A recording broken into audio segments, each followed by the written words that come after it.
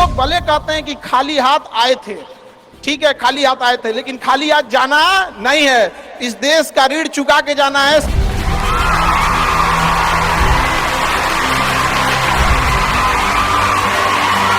हमेशा याद रखिएगा, अकल बादाम खाने से नहीं ठोकर खाने से आती है।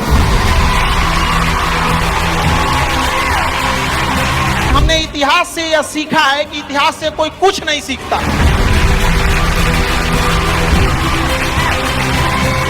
भले जेब खाली हो, जेब में गांधी हो या ना हो, दिल में एक आंधी होनी चाहिए। जो बोले हैं, जो ठाने हैं, वो कर लेंगे यहां पर, और नहीं कर सकते हैं तो दुर्भाग्य है इस भारत की धरती पर जन्म लिया हुआ।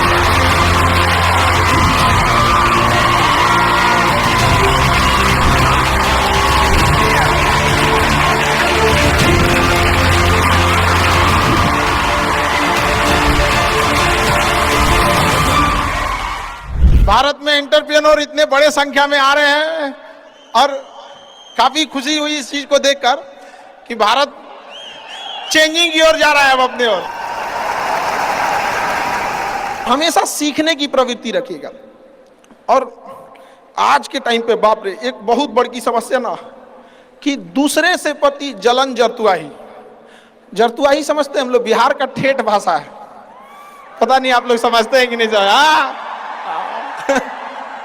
मतलब कौन कितना खुश है, मतलब उसका पड़ोसी जितना दुखी है वो उतना खुश है।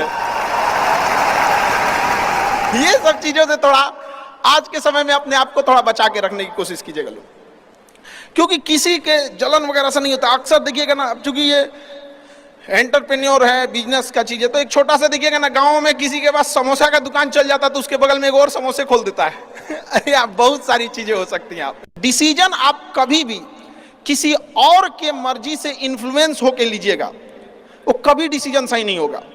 डिसीजन आपका अपना होना चाहिए, आप क्या कर सकते हैं। और ये जिस दिन आप पहचान गए, उस दिन समझिए आधा काम आप अपने से कर दिए यहाँ पर। और वो सबके अंदर कुछ ना कुछ है, ऐसा नहीं है कि ऊपर वाला आपको खाली हाथ भेजा, सबके अंदर कुछ ना कुछ है।